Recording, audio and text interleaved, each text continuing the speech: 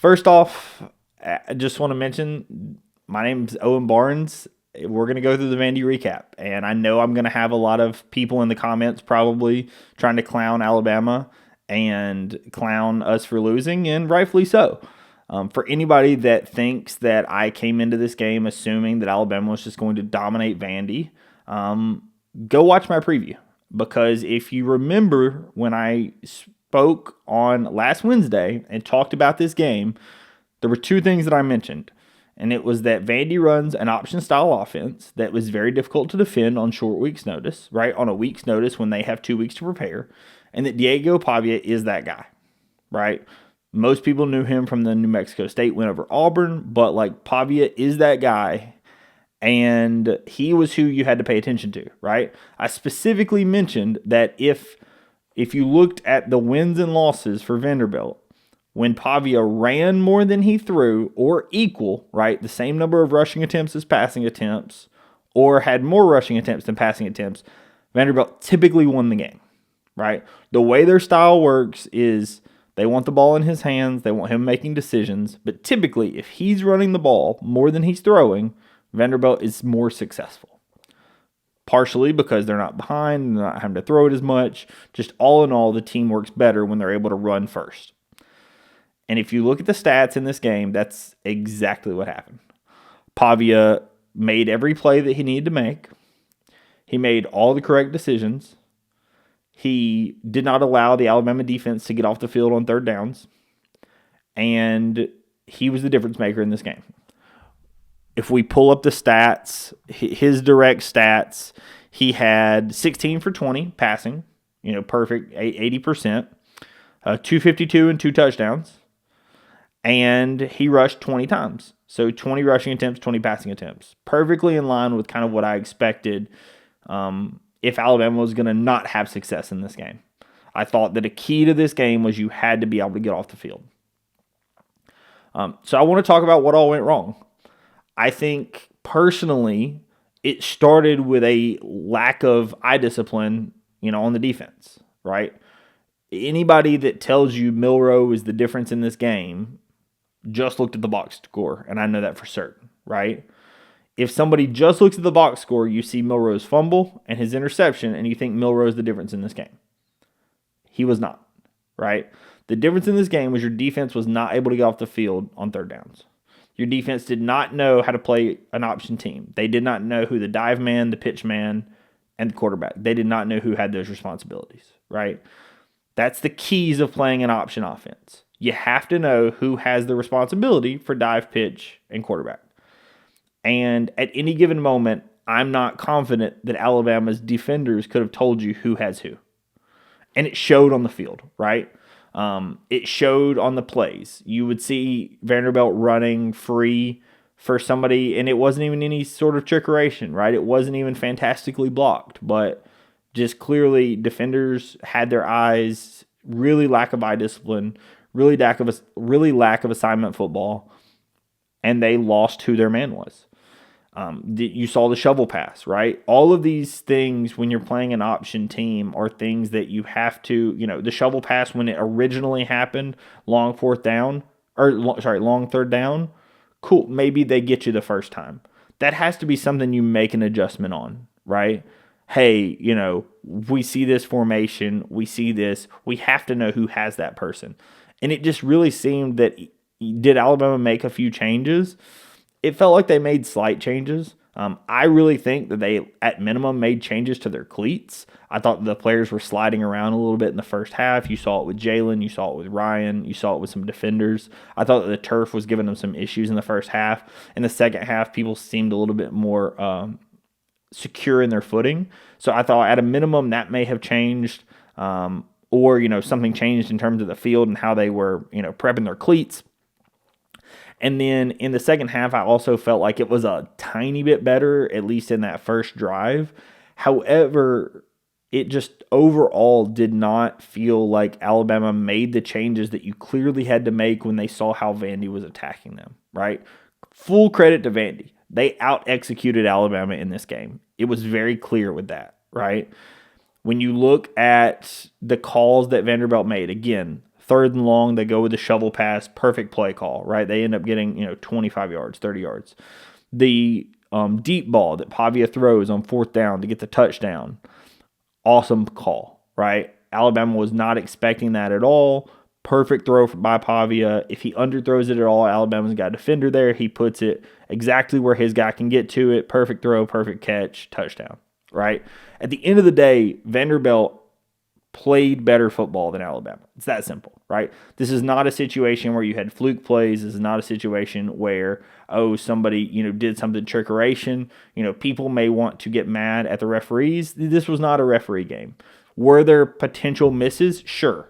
But it was not the difference in the game, right?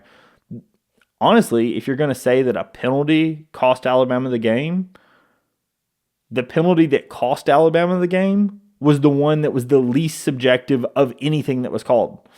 And it's that Alabama, at the beginning of the game, Vanderbilt scores. And we'll talk about that here in a second. So Vanderbilt scores on their first possession. Then the interception we talked about, Jalen Milroe throws a pass to Ryan Williams. It's a little high. Defender's near it. The defender gets a hand on the ball, pops up, tip drill, pick six, right? Was not the worst throw. Was not the best, but was not the worst throw. Most times you see that ball just get batted down. Just so happened the way it hits, it's a tip drill. They return it for an interception touchdown, right? It ends up definitely costing Alabama in this game, but it, like I said, was not fully on Jalen. Definitely wasn't fully against Jalen, but was not fully on Jalen, and definitely caused a problem in the game.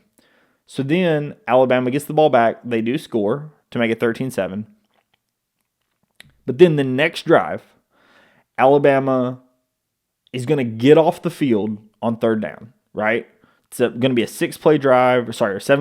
Alabama's going to get off the field on third down. And 4th and 4, we get called for having two guys with the same number on the field at the same time, right? That is not a subjective call. Either you have two guys on the field at the same time or you don't. And in this case, Alabama had Zabian Brown and Ryan Williams on the field at the same time, both number 2s, right? That just can't happen, right? I've given my opinion that I don't think Ryan Williams should be returning kicks, right? I think that either Cole Adams or Jalen Mbakwe should be returning kicks. That's been my opinion from the get-go. However, if you're going to have him back there, that's okay. You just have to know who your gunners are. You have to know who all of the people on your kick coverage is, as to not have this happen, right? That's a mistake that just can't happen, right? Some opinions are you shouldn't have two guys with the same number on the team at all, right? There's over 100 numbers. You only travel with 70-something guys. Don't have any duplicates. I'm okay with a duplicate, right? In general, I'm fine with a duplicate. But if you're going to have a duplicate, you, under no circumstances, should ever have a situation where there's a thought that two of them could be on the field at the same time. That's pure coaching, right? That is pure coaching. That's pure communication. You cannot have that happen, right? So in my opinion, the one penalty that you could argue cost Alabama the game, because what happens is instead of a punt and Alabama getting the ball with a chance to go up 14-13, Vanderbilt scores, right? They keep possession. They end up scoring on what ends up being a 17-play drive, almost 10 minutes long. They end up scoring to go up 20-7, right? That's all the momentum right there, right? Alabama could go up 14-13, and instead they're down 20-7 off of pure coaching mistake, right? So in my opinion, like anybody that says this is a referee issue, no, it's not, right? Anybody that says, you just can't lose to Vandy, it's like, I agree, but if another team out executes you, you're going to lose the game. That's how football works, right? If somebody executes their game plan at a better rate than you do, you will lose. And this is exactly what happened with Vandy. They had a plan. Their plan was they were going to run the option. They were going to chew clock. They were going to make it as difficult as possible for you to get them off the field on third downs. And they were going to win that time of possession battle. And the time of possession battle really tells the story in this game. The final time of possession number was 42:08 for Vandy, 17:52 for Alabama, right? This is a situation where, you often hear about, with a lot of these up-tempo offenses, like, somebody's defense is on the field for 90 plays, 80 plays, right? it wasn't a number of plays. It was just an amount of time, right? And it's soul crushing. When Vandy goes on drives of their first touchdown was 10 plays, then their long touchdown that had the issue that we were talking about was 17 plays. Then they had drives of 8 plays, 6 plays, 9 plays, 4 plays for a touchdown, 9 plays for a field goal, 7 and then 7, right? Never once did you get them off the field right away, right? Never once did you stop them from at least getting one first down in the whole game, right? This was a situation where Vandy really imposed their will. Their blocking scheme, the way that they ran their offense, the way that they ran their option was perfect. Credit to them, right? Vandy deserved to win that game. And Alabama still had a very good chance to win it, right? There's going to be questions on DeBoer on should he have kicked the onside kick. I'm personally okay with not kicking it. You have 3 timeouts on the 2-minute warning with 2 minutes and 45 seconds left, right? You've got to be able to trust in your defense. If you don't trust in your defense, why do you have them out there, right? So I'm okay with the onside kick.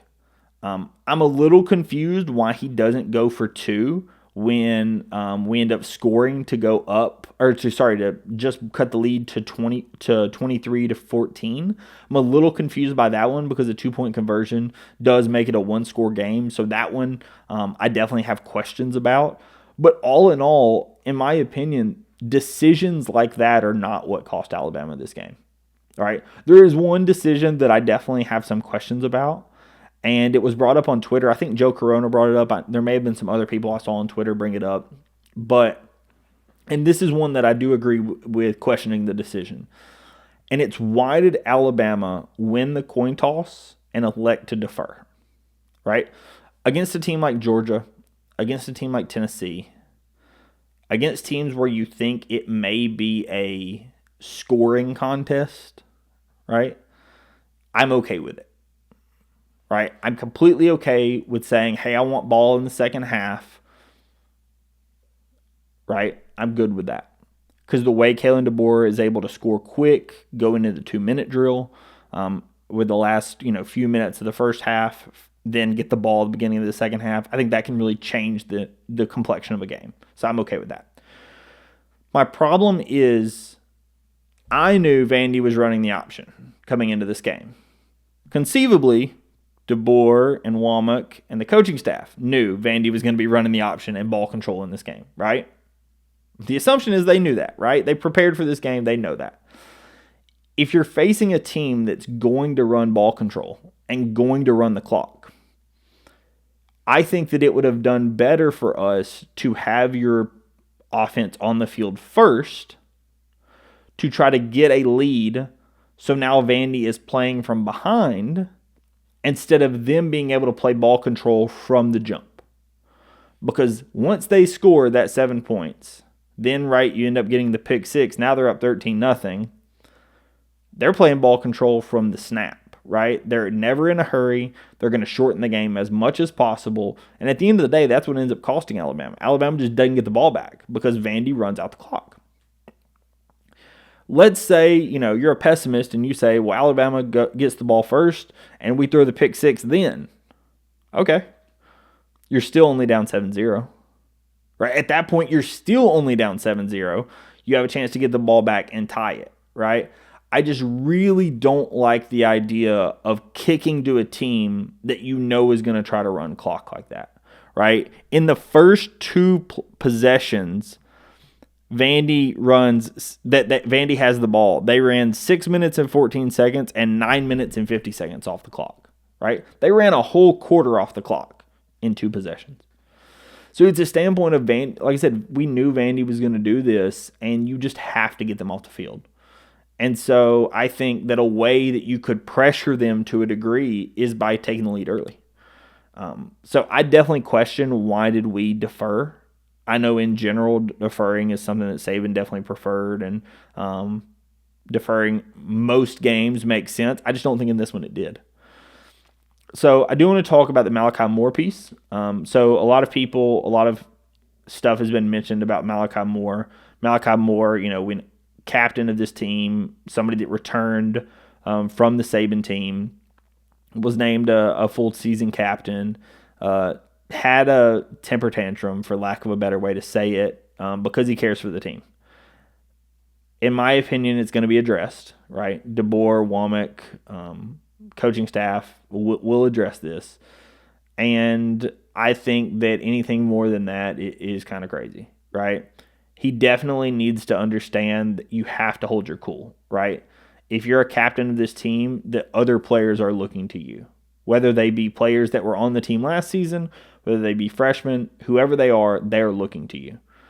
And they are looking to their leader to tell them how to act. And when you throw a temper tantrum and you throw your mouth guard and you lose your cool, it doesn't set the right example, right? For anybody that says, oh, Saban would have kicked him off the team, no, he wouldn't have. There was a fight on the sideline where a player tried to hit a coach and that player still played for Alabama. What are we talking about? No. Right? There were things that happened under Saban's tenure that were objectively worse than what happened with Malachi Moore that still played for the team, right? At the end of the day, it was a passion thing. He didn't hurt anybody. He threw a mouth guard and, kicked a football when he was upset.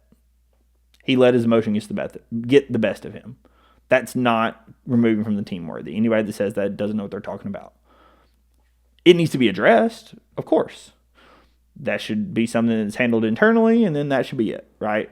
At the end of the day, you do something like that because you care, and I understand that, but you still have to be better, right? That's all I'm going to say on it. I don't think that it's something that warrants the reaction that some people are giving it, but just wanted to address it. The other thing I want to address that may be the dumbest thing I've ever heard of is people mad at what DeBoer's wearing. I'm going to say this one time and one time only. I know I've mentioned it before. Anyone who thinks that there is a problem with what your coach is wearing does not deserve to speak. End of discussion. At the end of the day, their ability to coach is not impacted in any way by what they're wearing. I don't care if he wears his underwear on his head. If that's what he wants to wear to coach, let him. I don't care. I really don't care, right? At the end of the day, if the coach wants to wear a t-shirt, if the coach wants to wear a hoodie, if the coach wants to wear a tank top, shoot, look at Biff Poggi, the head coach at Charlotte. If you want to wear a cut-off sweatshirt, do it. I don't care. I could absolutely care less what he's wearing on the sideline. And anyone that thinks they care what he's wearing on the sideline, I don't care what you think.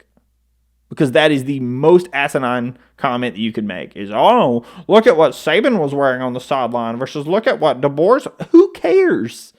Saban's a coach. DeBoer's a coach. They have different philosophies. They don't have to wear the same thing on the sideline.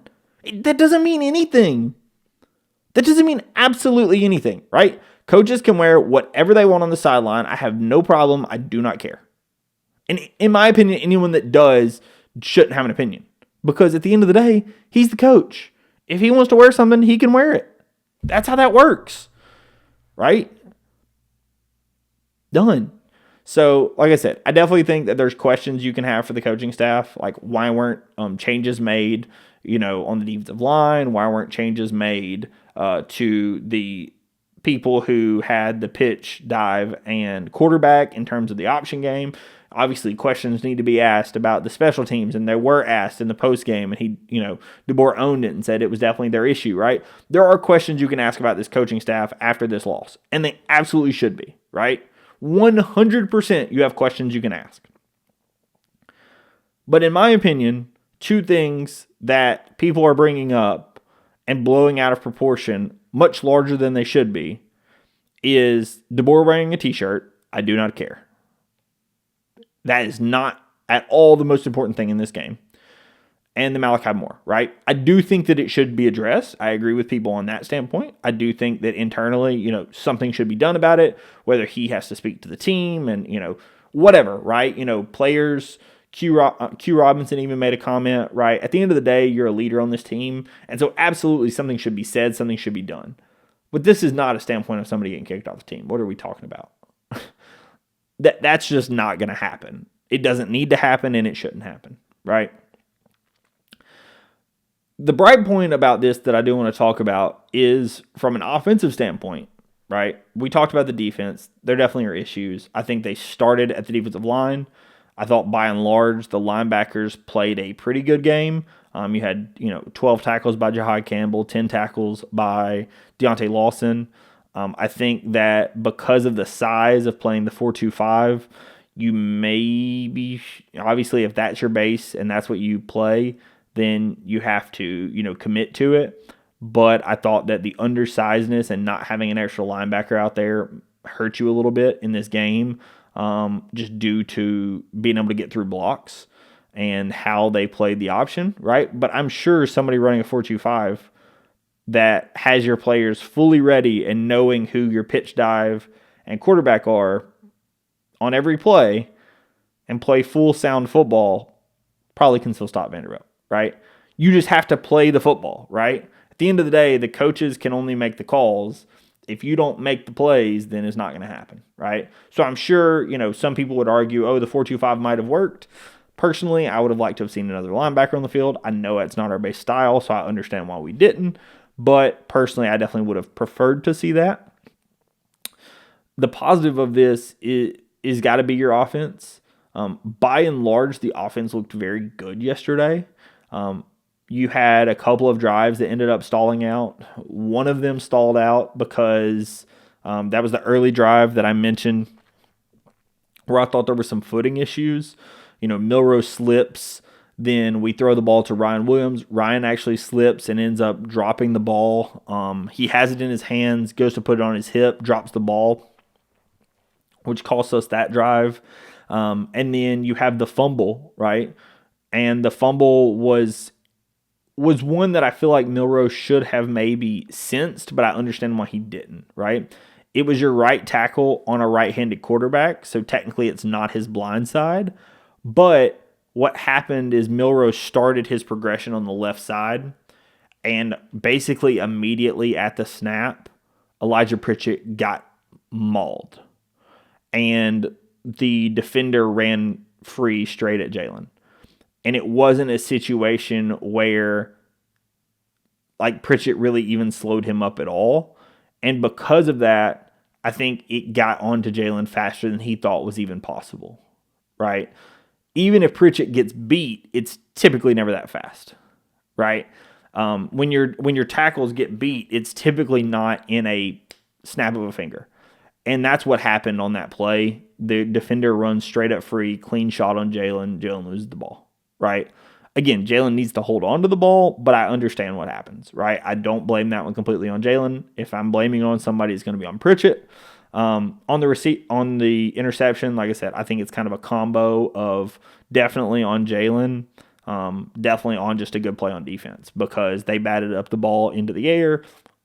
It's intercepted, it's returned, right? So that's one where definitely, if you're going to place some blame, it definitely needs to place partially on Jalen, but that's not fully a Jalen interception. Like I said, I definitely think the read to Ryan was okay. Ball placement wasn't great, and that causes the ball to carry him up and get intercepted. Ryan does, have some big plays in this game. When Alabama's down big in this game, 28-40, you have a big shot to Ryan where he does another just otherworldly catch on the sideline to stay in and go for the touchdown, right? So at the end of the day, your offense still had some explosives. There's a lot of questions about why Jam Miller, had the amount of runs that he had, but had less touches than Justice Haynes. I think it's a good question. But, at the end of the day, I don't think your offense is the problem in this game, right? This game boils down to,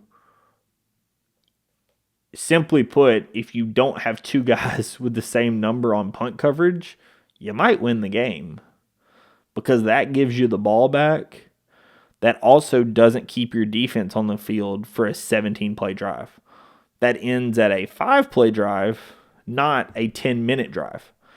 That ends up being a 10-minute drive and fully demoralized the team because it felt very early on. The first drive, right, Alabama get the touchdown. Then after the interception, Alabama's reeling, And that penalty just made it feel like the wheels were falling off, right? Immediately following, you have the Emmanuel Henderson, what looked to be originally a fumble on kickoff. Thankfully, his elbow was down, right? But early on, it just felt like Alabama was completely coming apart at the seams. And so, for me, if I'm going to say one thing that changed the outcome of this game, it's simply put, you cannot, under any circumstances, have two guys with the same number on the field at the same time. Because that's the difference in this game, right? That's the difference in Alabama having the ball with the lead and potentially having a chance to take the lead to make Vanderbilt be playing from behind. Because an option team playing with the lead, able to milk as much clock as they want, is way different than somebody playing from behind. And simply put, that's all that I think needs to be discussed about this. So that's my breakdown of the game. Like I said, I know I didn't go fully position by position. But if I'm going to talk about what the issues in this game were, it's simply put, on the option, you have to know who has every assignment. DeBoer, I don't care that he's wearing a t-shirt. Malachi, I do care that he's acting like that. I think that needs to be addressed. But anybody saying he needs to be kicked off the team is an idiot. And then, by and large, I think that the mistakes on offense were reasonable, right? You were 3 of 6 on third down. An absolute ballsy call by DeBoer and Nick Sheridan on the 4th and 1 to, do a reverse toss to Ryan Williams for the touchdown, right? Balls of steel. If that play doesn't work, you look like an idiot, right? So there were absolutely moments in this game where I thought that the offense was fine, right? The offense just didn't get the ball back. Simply put, your defense held your offense out to dry in this game, and it was the difference in the game. So that's what I want to talk about. Like I said, we do have the different schedule for this week. So if you are interested, there will be the South Carolina preview coming out on Wednesday. Then the recap for South Carolina will come out probably early Monday morning. And then the special episode that I'm going to record later tonight will be coming out next Friday. So if you are interested, please go ahead and subscribe to the channel. I would appreciate it. Thank you so much, everyone, for watching, and I'll catch you in the next episode. Peace.